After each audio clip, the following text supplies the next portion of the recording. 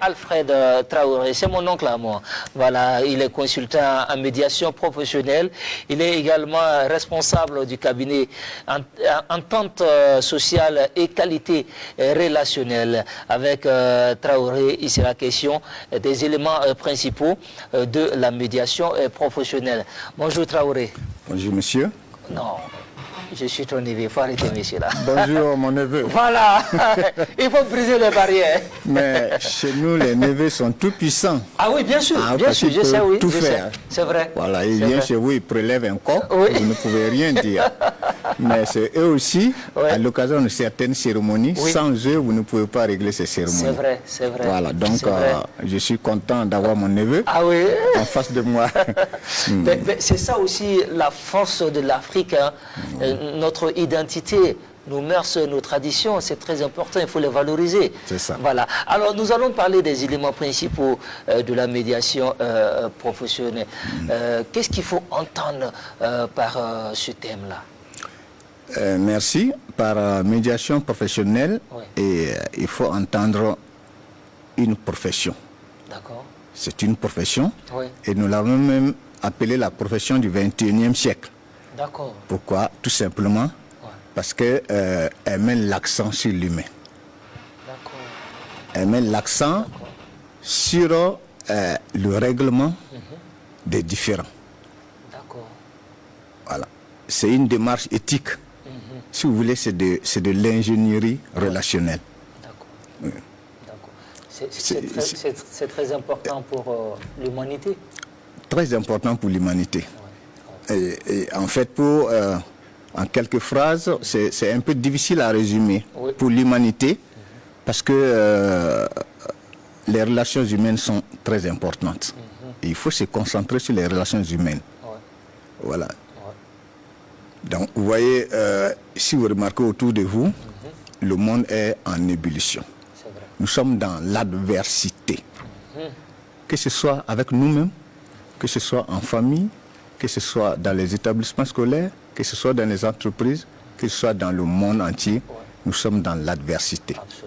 Or, dans l'adversité, il n'y a pas de qualité relationnelle. Or, ce que nous cherchons, c'est la qualité relationnelle, l'entente sociale et la qualité relationnelle. Pour cela, nous devons tendre vers ce que nous appelons l'altérité. L'altérité, c'est une expression qui veut dire tout simplement ramasser. L'autre n'est pas un autre moi. L'autre n'est pas un autre moi. C'est-à-dire que vous, mon neveu, vous n'êtes pas forcément moi. Ça. Et moi, votre homme, ne suis pas forcément vous. Absolument. Et si on admet ce postulat, on doit pouvoir admettre le droit à l'autre de penser, de réfléchir, d'agir comme il le pense. Absolument. Ça veut dire quoi? Ça veut dire qu'à priori, il ne faut pas condamner ces mots de pensée, il faut pas condamner ces mots d'action. Vous voyez un peu ce que je veux dire par l'altérité. Bien sûr. Voilà. Mais c'est une discipline également qui est enseignée et qui se fonde sur deux choses principales, l'éthique et l'altérité. Je vous ai déjà parlé de l'altérité. L'éthique, pourquoi? C'est comme toute profession, hein. Vous savez, la profession des hommes des médias, la communication, les médecins, les avocats, les notaires. Il faut une éthique. Absolument. Parce que s'il n'y a pas cette éthique, vous ne pouvez pas entrer dans la profession. Puisque plus tard, je vous dirai qu'il y a des conditions pour pouvoir exercer la profession de médiateur professionnel. Voilà. D'accord. Anticiper les conflits et résoudre les différends. C'est ça. Et là, tout se résume au niveau de la médiation professionnelle. Exactement. Voilà. Alors, en quoi consiste la médiation professionnelle?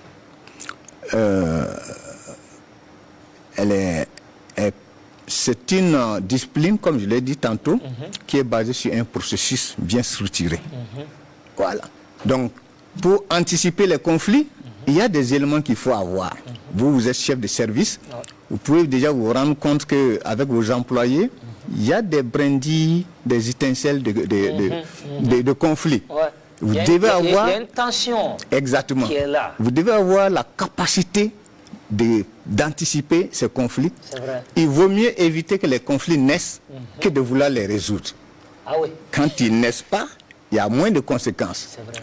Si malheureusement, quand malheureusement ils naissent, il faut bien les résoudre. Absolument. Et il faut des techniques pour les Il faut résoudre. savoir les résoudre. Il faut savoir les résoudre. Oui, oui. Voilà. Ouais. Alors, quels sont les acteurs de la médiation professionnelle? Les acteurs de la médiation professionnelle, quand on dit acteurs, c'est tous ceux qui peuvent être autour de la médiation professionnelle. C'est vrai. Il y a bien sûr le médiateur professionnel, qui est un acteur clé. Ouais. Il y a les écoles qui forment les médiateurs professionnels. D'accord. Il y a la chambre professionnelle. Je veux dire tout de suite que c'est un ordre.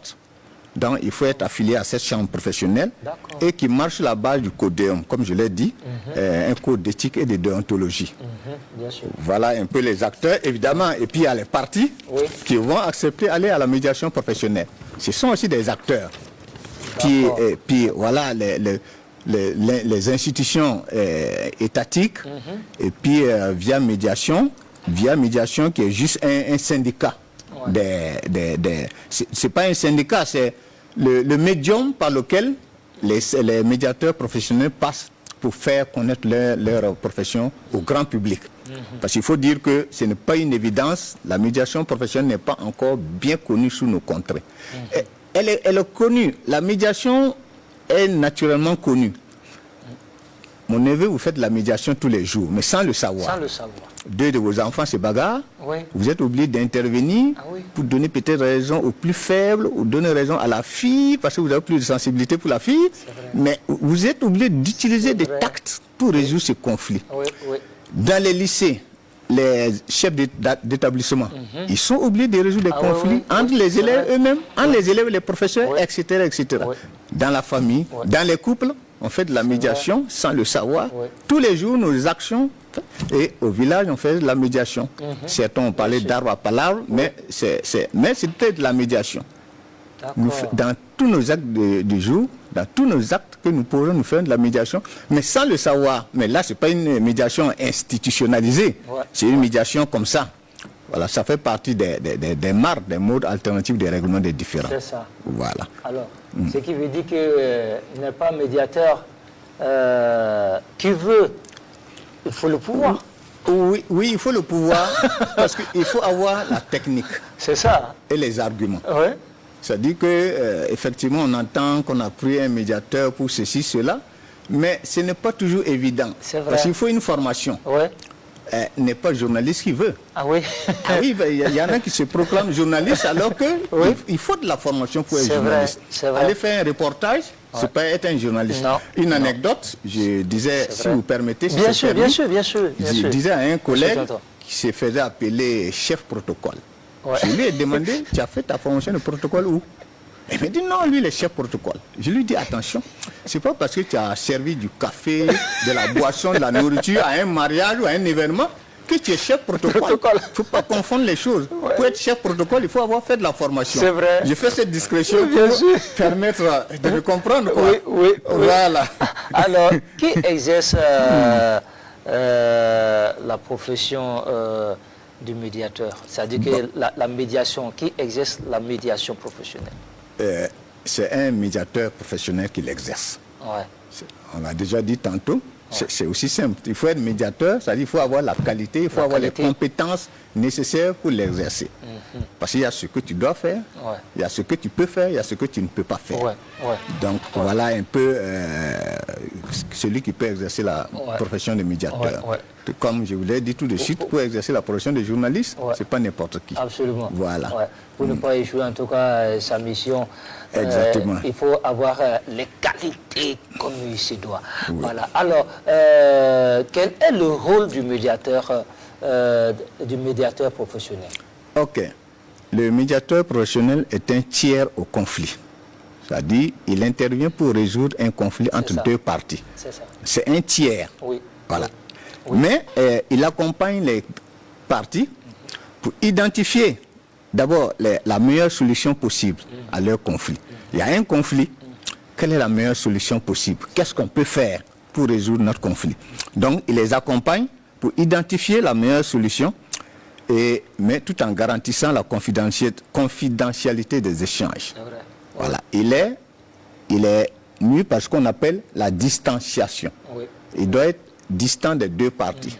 Évidemment, si vous prenez une partie, vous ne pouvez pas faire une bonne médiation. Absolument. Il doit être distant des deux parties, ce qui implique donc l'impartialité, la neutralité, l'indépendance.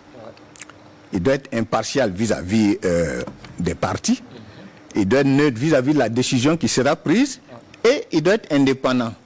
Ici, l'indépendance fait un peu appel à d'autres types de professions où il y a une subordination hiérarchique. Vous voyez ce que je veux dire? Dans certaines professions, il y a une subordination hiérarchique. Absolument. Le monsieur qui est là pour exercer sa profession n'est pas aussi libre que ça. Oui, parce que parfois il reçoit des ordres hiérarchiques. Or là, le médiateur professionnel doit juger de l'indépendance. Il doit seulement respecter le codéum, comme je l'ai dit tantôt, le code d'éthique et de déontologie. Donc voilà un peu ce qui est mis là pour cadrer aussi le rôle du médiateur. Pour que les deux parties doivent d'abord se sentir libres et libérées. De faire confiance au médiateur. Parce que si une partie ne fait pas confiance au médiateur, la médiation va échouer. On va échouer. Voilà. C'est clair. C'est un peu comme la justice aussi. Un peu comme la justice. Bon, la justice, je ne suis pas juge, je suis juriste, mais je ne suis pas avocat, je ne suis pas magistrat. Je veux dire, souvent aussi la base d'indépendance, ça c'est la première des choses. La deuxième des choses, un juge ne doit pas être partisan. Et ça c'est très important. Oui, ça fait partie des piliers, comme vous le savez. Voilà. Les piliers, comme disent certains, les piliers de la démocratie, les différents pouvoirs, le pouvoir législatif, judiciaire, exécutif, ils doivent être indépendants. Le pouvoir judiciaire doit être indépendant. Voilà. Et le juge, pour rendre sa décision en toute âme et conscience, doit avoir, selon moi, l'indépendance nécessaire pour se prononcer. C'est très important. Alors, comment recourir à la médiation professionnelle? Pour recourir à la médiation professionnelle, c'est simple. Soit ce sont les parties qui ont un conflit qui saisissent le médiateur professionnel. D'accord. Nous sommes l'exemple n'est pas bien, je veux dire, l'exemple n'est pas bien, mais je veux dire, c'est l'un des meilleurs exemples pour faire comprendre. Un couple qui est en instant de divorce. Donc, le couple veut divorcer. Le couple a le choix, soit de saisir les tribunaux, ou alors décider de choisir un médiateur. Voilà une des voies. Donc, ce sont les parties qui saisissent le médiateur. Il peut y avoir aussi une clause de saisine dans le contrat de médiation. Parce que durant les entretiens, il y aura une clause de médiation qui sera signée. Et dans cette clause, on va déjà insérer le fait qu'on pourrait recourir à la médiation professionnelle. Et enfin, le médiateur peut être saisi par un juge. Parce que dans certains pays, il y a ce qu'on appelle les médiateurs judiciaires. Les tribunaux ont pensé qu'il fallait avoir des médiateurs judiciaires à côté d'eux. Parce qu'il y a des parties en conflit qui saisissent les tribunaux, mais à la dernière minute qui se disent, bon, monsieur le juge, s'il vous plaît, on vous dessaisit, saisissez un médiateur professionnel pour nous. Parfois, ça arrange certains tribunaux de se dessaisir s'il y a trop de dossiers, de se dessaisir du dossier pour l'envoyer à un médiateur professionnel. Mais aussi des parties peuvent être devant un médiateur professionnel et décider après de répartir au niveau de la justice classique. Donc voilà un peu les trois mots de saisine du médiateur, soit par les parties, soit qu'il y ait une clause insérée, ou soit par un juge. Voilà. Absolument. Alors, quels sont les types de médiation? Je vous ai parlé tantôt des types de conflits qu'il peut avoir. Absolument. Donc il y a plusieurs types de médiation. Il y a la médiation en entreprise. Vous savez, je vous ai parlé des conflits sociaux dans les entreprises. Alors, une entreprise peut décider de recourir à un médiateur. Donc, ça c'est très fréquent. Au lieu peut-être d'aller devant le tribunal du travail, on préfère saisir le médiateur qui va essayer de régler. Il y a la médiation familiale. Je voulais tout de suite parler du cas de divorce et du cas de problème des familles avec leurs enfants. C'est vrai. Comment éduquer les enfants. Parfois, il y a une mésentente entre les parents et les enfants. Ils ne savent pas comment résoudre. D'ailleurs, certains font appel aux enseignants, aux professeurs, aux éducateurs, etc. Donc, il y a cette médiation. Il y a aussi la médiation citoyenne. comme les citoyens, on peut faire de la médiation citoyenne. Et enfin, il y a la médiation judiciaire dont je vous ai parlé tantôt. Voilà, voici un peu les formes de médiation. Voilà. Comme dernière question, comment se déroule la médiation professionnelle? Merci. La médiation professionnelle se déroule en 2 grandes étapes. Il y a d'abord ce qu'on appelle les entretiens individuels. Le médiateur s'entretient individuellement à la partie A, ensuite avec la partie B, pour avoir ce qui se passe. Absolument. Et après cela, et là aussi c'est structuré. Dans les entretiens, il y a jusqu'à 8 étapes, c'est structuré. Mais pour le moment, bon, on va s'arrêter là. Donc il y a les entretiens individuels. Ensuite, ce qu'on appelle la réunion conjointe.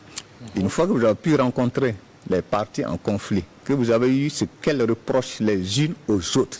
Maintenant, il faut faire une réunion conjointe où ce n'est pas une confrontation, vous juste voyez les arguments des uns des autres. Absolument. Et une des parties, très souvent, les parties se rendent compte même que ce que j'ai reproché à l'autre, peut-être n'en valait pas la peine. Absolument. Ça a été peut-être un manque de communication, une incompréhension, etc. Donc cette réunion commune a pour objectif d'aplanir les différences et finalement de trouver la solution que les parties elles-mêmes proposent. Parce que là, ce n'est pas le médiateur qui propose la solution, il accompagne les parties pour trouver elles-mêmes les solutions. Parce que si les parties trouvent la solution, elle est plus pérenne. C'est vrai. Voilà. Vrai. Merci beaucoup. Magnifique. Et je pense que nous avons juste eu des éléments principaux pour la médiation professionnelle. Mais il faut revenir encore et encore pour nous éclairer sur tout ce qui a trait à la médiation professionnelle. Ce sera avec plaisir. Nous serons en tout cas toujours ravis de vous avoir. Voilà, elle est importante, surtout il faut s'inquiéter des conflits dans le monde. C'est vrai. Il faut s'inquiéter des conflits. Avec soi-même, soi-même on a des conflits. Il faut s'inquiéter des conflits en famille, conflits en entreprise, conflits entre États, conflits entre continents, conflits de voisinage. Justement, ça, c'est la médiation citoyenne. Ça, c'est très important. Conflits de voisinage. Voilà, ça, c'est très important. Et nous avons vraiment besoin aussi de médiation en ce moment, parce que vous savez que le Burkina Faso traverse quand même une crise sécuritaire sans pareil. Et nous sommes en train de promouvoir, de prôner bien sûr la paix, la cohésion sociale, la solidarité nationale. Et je sais qu'il y a des cas où on aura forcément besoin des médiateurs professionnels pour résoudre certains conflits côté citoyen. Et ça, c'est très important. Merci beaucoup, tonton. Merci, tonton. Voilà, Mpe Alfred Traoré, il est consultant en médiation professionnelle. Il est responsable du cabinet Entente sociale et qualité relationnelle.